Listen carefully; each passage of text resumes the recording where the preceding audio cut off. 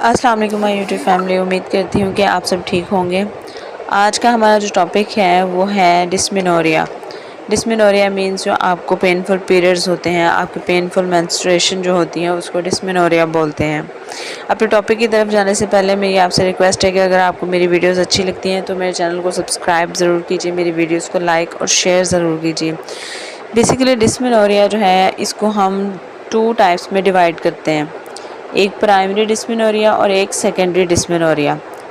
Primary ڈسمینوریا جو ہے یہ مطلب کہ ان the absence of any identifiable pelvic pathology, ٹھیک ہے جی، یعنی کہ کوئی بھی آپ بیسیکلی کوئی سالڈ ریزن نہیں دے سکتے اس پین کا، یعنی کہ آپ کو جو پیریڈز کے دوران پین ہوتی ہے اس میں آپ کو اس کا یعنی کہ سالڈ جو ہے آپ کے پاس اس کا کوئی ریزن نہیں ہوتا، اور یہ کنڈیشن عام طور پر یعنی کہ ان فیمیلز میں زیادہ ہوتی ہے جو مطلب کہ ان میرڈ ہوتی ہیں۔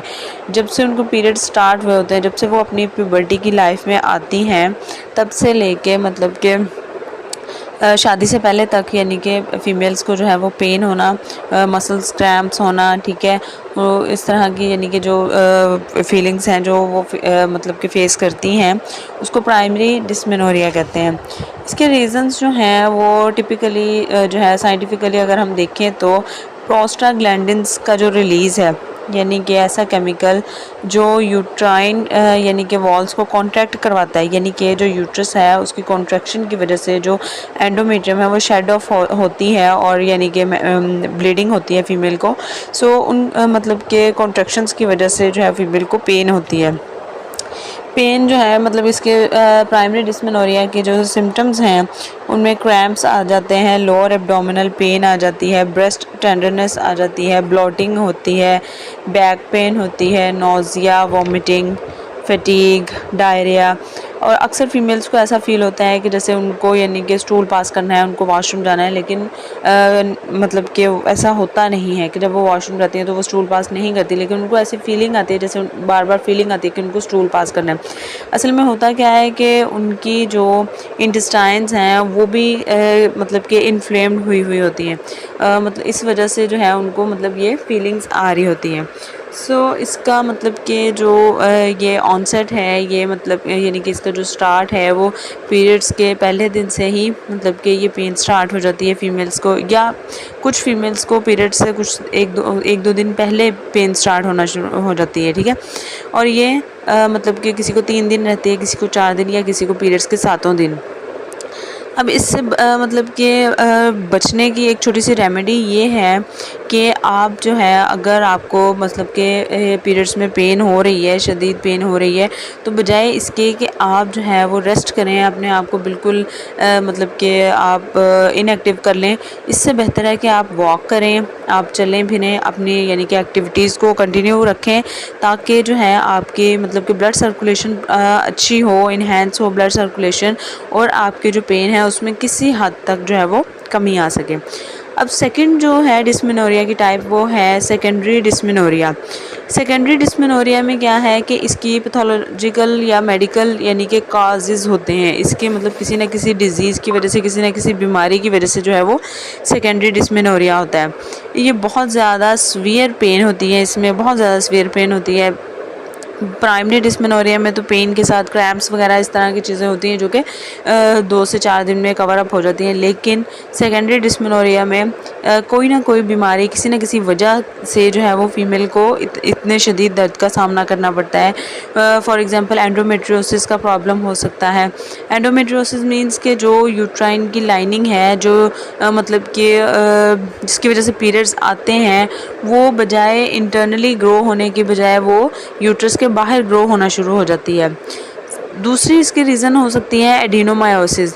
ایڈینومائیوسس کا مطلب ہوتا ہے کہ جو ٹیشوز ہیں ان کی گروتھ ہو رہی ہے ود ان دا مایومیٹریم، یعنی کہ یوٹرس کی جو انٹرنل لیئر ہے اس کے اندر، مایومیٹریم کے اندر جو ہے وہ کہیں نہ کہیں یعنی کہ ٹیشوز کی گروتھ ہو رہی ہے، سو اس کو بولتے ہیں ایڈینومائیوسس۔ ان کو مطلب کہ چاکلیٹ سسٹ کا بھی نام دیا گیا ہے، ٹھیک ہے۔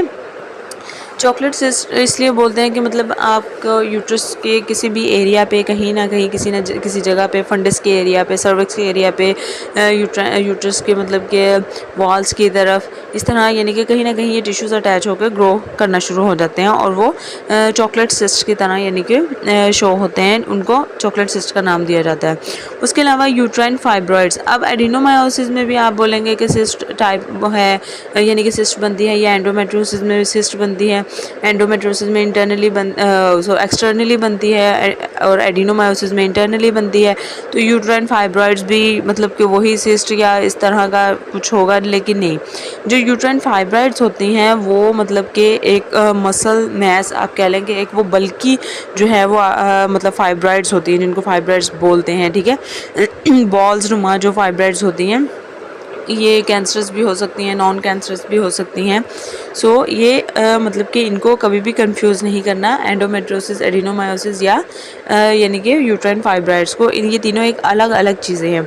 उसके अलावा पेल्विक इन्फ्लेमेटरी डिजीज़ भी हो सकती है फीमेल को, इस वजह से भी उसको बहुत ज़्यादा सीवियर पेन हो सकती हैं, ठीक है। और अदर मतलब कि कंडीशंस भी हो सकती हैं जो कि मेडिकली जो है वो रूल्ड आउट की जाती हैं, ठीक है जी। अब इसका मतलब कि मसला इस फीमेल के साथ ये होता है जिसको सेकेंडरी जो है डिस्मेनोरिया का प्रॉब्लम होता है। वो प्रॉब्लम ये होता है कि इसको बहुत ज़्यादा सीवियर पेन होती है, बहुत ज़्यादा जो है वो मतलब कि इनको मेंस्ट्रुअल ब्लीडिंग होती है, ठीक है। और थ्रू आउट यानी कि पीरियड्स जो है वो उनको हैवी ब्लीडिंग का सामना करना पड़ता है, ठीक है।